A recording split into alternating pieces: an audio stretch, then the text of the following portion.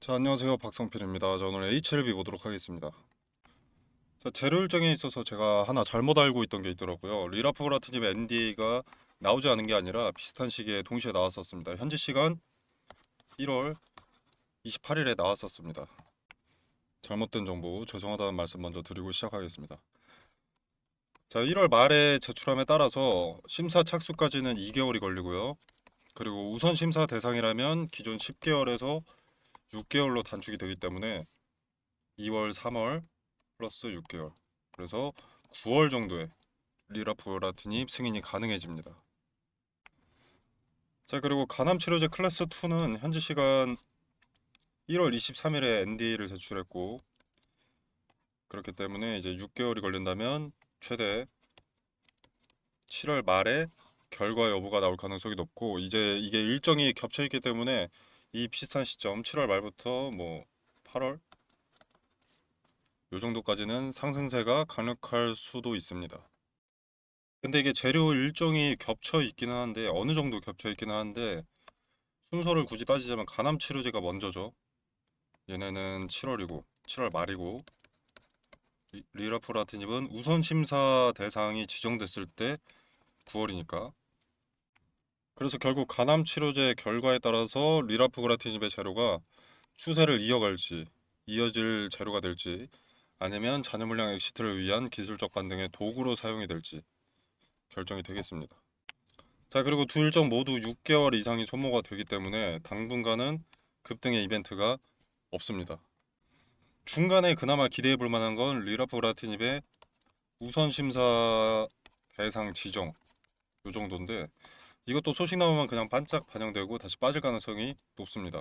기대감은 반짝 반영되고 본 재료 일정은 간암 치료제 승인 여부 뒤에나 나올 수 있기 때문에 메리트가 크다고 보긴 어렵고요.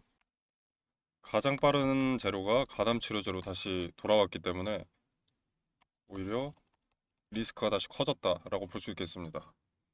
자, 그래서 간암 치료제 재료가 기대감이 어느 정도 반영이 되면 엑시트 하시는 것이 다른 어떤 상황보다 더 중요하다고 생각이 되고요. 기대감이 일부 반영되면 비중 축소를 하는 게 압도적으로 좋다고 봅니다. 혹시나 승인 나서 더 상승한다고 하더라도 내 돈이 아니었다라고 생각하시는 것이 좋다고 보고요. 승인 날 것을 예단하고 투자한다면 그건 이미 투자가 아닙니다. 꼭 한번 생각해 보시길 바라겠고요. 이번에도 만약에 좌절된다면 재료의 메리트가 거의 없다고 생각하시면 되겠고 이전의 저점보다도 낮아질 수도 있습니다. 물론 리라프라틴입이 어느 정도 방어를 해주겠지만 간암 치료제가 좌절되면 지금 있는 자리도 다시 오는데 시간이 년 단위로 소모될 가능성이 높습니다. 그래서 이번 재료 일정에는 손절이든 익절이든 근거에 따라서 기대감 이용하고 마무리하는 게 좋지 않나 생각합니다. 제가 텔레그램방에서 말씀드릴 대응 전략도 리스크 최소화를 중점에 두고 기대감만 이용한다는 전제에 분할 매도 타점을 공유될 거고요. 계획대로 되는 게 어디 있겠냐마는 사측에서 확신을 품은 언급을 해놓고 연 단위로 지체가 되고 언급과는 정반대로 가는 기업 자체의 리스크가 너무 큽니다. 이번 일정에는 꼭 대응하시길 바라겠습니다. 자, 차트 보겠습니다. 차트 보면은 지금 매물대의 지지를 받았습니다. 급락하면서 저가 매수세가 들어온 것과 말 그대로 매물이 많기 때문에 이 자리 이하로 떨어지면 투매 물량이 쏟아질 가능성이 높습니다. 그래서 지켜주는 걸로 보이고요. 요 자리가 지켜진다면 크게 문제될 건 없는데 밑으로 내려가면 방금 말씀드린 대로 투심이 부정적이어지면서 매물이 좀 쏟아질 수 있고 하락세에 힘을 보태게 될 수 있습니다. 그리고 이후에 다시 올라올 때 여기 매물을 소화해 줄 만큼 매수세가 동반이 되어야 하고요. 그렇기 때문에 이 자리는 지켜지는 것이 좋습니다. 수차례 지켜진다면 박스권 하단의 근거를 하나 확인하게 되는 거죠. 그러면 새로운 박스권은 이렇게 형성이 될 겁니다. 상단은 당연히 여기겠죠. 간암치료제 NDA 소식에 찍었었던 단기 고점 이 자리가 박스권 상단이 될 가능성이 높죠. 클래스 2 만료 기간 그러니까 6개월이 꽉 차는 시점 이게 가까워질수록 이 자리를 터치하고 돌파할 가능성이 높은데 결과 발표 이전에 급락 한번 나올 겁니다. H7는 단 한 번도 빠짐없이 그래 왔기도 하고 리스크를 최소화하는 투자자들은 보통 이때 기대감이 반영되고 있을 때 엑시트합니다. 그래서 이런 흐름들이 나오는 거고요. 그리고 CRL로 좌절됐을 때는 그냥 갭으로 하한가를 갔었습니다. 요때도 요때도 기대감이 있을 때입니다. 기대감이 존재할 때인데 이렇게 급락하죠. 여기 리스크 최소화를 중점에 둔 투자자들, 기대감만 이용하는 투자자들의 엑시트 때문에 나오는 흐름입니다. 이런 흐름은 또 나온다는 거죠. 이게 재료일정이 다가와서 이렇게 급등을 한다고 하더라도 이렇게 일부 빠진다는 겁니다. 그리고 제가 권유드리는 바는 우리도 이때 매도하는 게 비중이라도 축소하는 게 좋다. 좌절되면 갭 띄우고 주가 여기에 위치하게 될 테니까. 승인 받으면 여기서 다시 올라갈 텐데 이렇게 갭까지 띄우지도 않고 여기서 뭐 다시 올라갈 텐데 우리가 굳이 여기서부터 들고 있을 이유가 없습니다. 비중 축소하고 여기서 매수해도 될 일입니다. 유통 주식 수가 그렇게 적은 종목도 아니기 때문에 승인 난다고 해도 거래가 안 되지 않습니다. 거래됩니다. 그리고 또 한 번 강조드리지만 이번에 승인 날 가능성이 높다라는 것은 근거가 없습니다. 세 번째는 되겠지. 이건 근거가 아니잖아요. HLB는 현재 치료제에 대한 기대감이죠. 매출에 직접적으로 찍히진 않고 오히려 연구개발 비용 소모만 동반되고 있을 겁니다. 자, 1분기 실적, 2분기 실적은 개선의 여지가 없다는 거죠. 그리고 3분기는 1월이 아니라 11월 15일까지 제출이기 때문에 재료 일정보다 뒤에 있어서 주가에는 변수가 존재할 수는 있지만 1분기, 2분기는 변수가 존재할 수 없이 실적도 늘 그렇듯 처참할 수밖에 없습니다. 자, 물론 3분기 실적이 6월 30일부터 9월 30일까지의 실적이라 처참할 텐데 이때는 재료 일정이 맞물려 있는 시기라 실적과 다르게 주가는 변수가 있을 수 있다는 거고요. 자, 그래서 이번에 대응하지 않으면 쉽지 않습니다. 난이도가 엄청나게 상승합니다. 자, 대응의 디테일 텔레그램방에서 말씀을 드릴 거고요. 트레이딩 관점에서 분할 매도 타점과 근거를 말씀드릴 겁니다.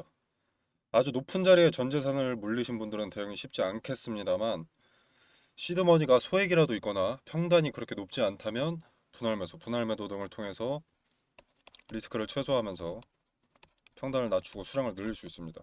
그렇게 네, 계좌를 개선할 수 있습니다. 어느 정도. 분할 매도 당연히 귀찮죠. 근데 또 당연하게도 귀찮다고 일 안 하면 돈은 못 버는 겁니다. 분할 매수의 근거와 타점, 그리고 분할 매도의 근거와 타점, 디테일을 말씀드릴 테니 참고해 보시길 바라겠습니다. 자, 관점을 달리 생각하면 대응이 가능한 평단이라는 자체가 매력입니다. 재료 일정, 소식이 없다고 주가가 가만히 있지는 않습니다. 어느 날은 급락하기도 하고 어느 날은 급등하기도 합니다. 이때 의미가 큰 자리에서 지지를 받는다면 분할 매수를 통해서 메리트를 챙기고 의미가 큰 자리에서 저항을 받는다면 분할 매도를 통해서 리스크를 축소하는 쪽으로 접근해야 승률이 올라갈 수 있습니다. 지금 HLB의 상황에서는 이것이 최상책이라고 생각합니다. 마냥 일정을 기다린다라는 것은 카지노 가서 돈 따길 기대한다 라는 것과 똑같고요. 로또 한 장 사서 1등 되길 기원한다 라는 것과 똑같다고 봅니다. 자, 좀 확대해서 보면 이 아래 구간 박스권에 있을 때 이렇게 쌍바닥이 나왔죠. 의미 있는 지지의 자리에 수차례 지지를 받은 겁니다. 자, 여기 분할 매수하기 좋은 타점이었죠. 그리고 뭐가 없어도 어떤 내용이 없더라도 이때 아무 내용도 없었거든요. 이때는 LMR 파트너스의 투자 소식이 떴습니다. 그래서 박스권 상단을 이탈한 건데 돌파한 건데 그 전에 아무런 소식도 없는데 박스권 내에서 등락을 거듭합니다. 이런 걸 이용을 해야 된다는 거예요. 세력의 물량을 장악하기 위한 또는 매물을 흡수하기 위한 소화하기 위한 그 드리블은 나올 수밖에 없습니다. 그래서 박스권 내에서라도 왔다 갔다 하는 거죠. 요걸 이용하면 한 차례 매수, 한 차례 매도에서는 메리트가 없겠지만 분할 매수, 분할 매도를 반복해서 평단을 낮추고 차익을 조금씩이라도 가져간다면 수익성이 개선될 수 있습니다. 아시다시피 재료 일정은 최소 6개월이 남았습니다. 이 기간 동안 무대응으로 가만히 있으면 나아질 건 없습니다. 가능성을 굳이 따지자면 9월 이전까지는 하락의 가능성이 더 높죠. 근데 그 하락을 어디서 받아주는지 근거를 확인한다면 단기적으로 저점이 어디인지 확인할 수 있다는 말이기 때문에 트레이딩 관점에서는 매력이 있는 자리가 되는 겁니다. 자, 그리고 시간이 지나고 나면 기대감만큼은 반영이 될 겁니다. 클래스 2라고 하더라도 승인 결과 발표가 예정되어 있으니까요. 그 기대감은 개인만 이용하는 것이 아니죠. 세력도 그 기대감에 엑시트를 해야 되는데 고점의 개인들이 매수할 수 있도록 기대감이 크게 반영되는 것을 연출해야 합니다.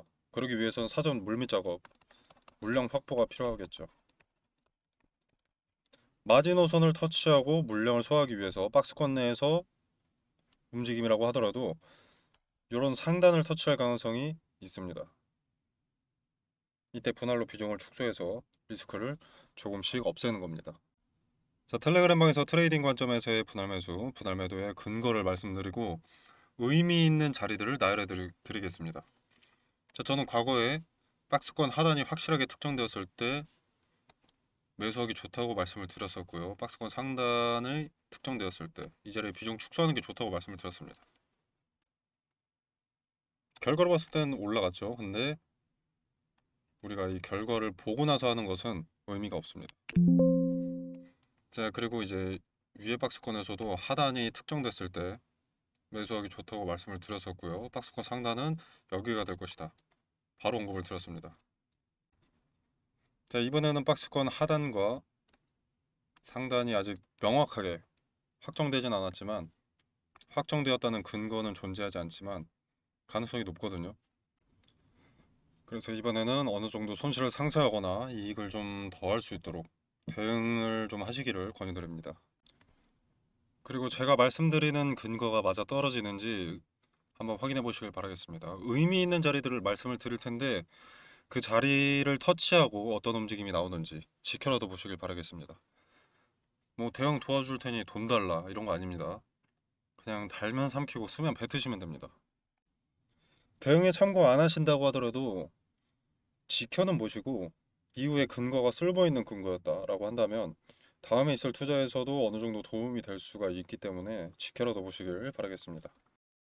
자, 텔레그램 방 참여는 영상 설명란에 보시면 더보기 버튼이 있습니다. 이 버튼을 누르시면 이렇게 링크를 기재를 해뒀고요. 고정 댓글로도 남겨두도록 하겠습니다. 자, 링크 타고 들어오시면 이런 창이 하나 뜨는데요. 나는 빠른 정보 전달과 대응 분석이 궁금하다라고 하시면 텔레그램 입장이나 개별 종목 대응 분석을 체크하시면 되고요. 나는 그런 것은 필요 없다.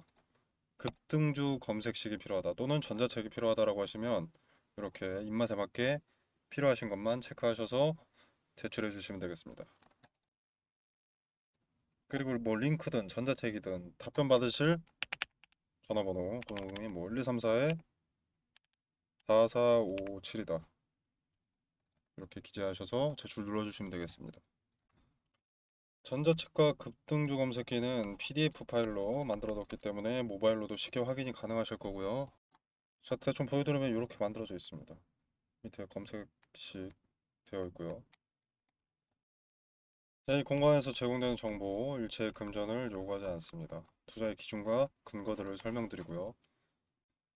여러분의 투자에 도움이 되기를 바라면서 마무리하도록 하겠습니다. 감사합니다.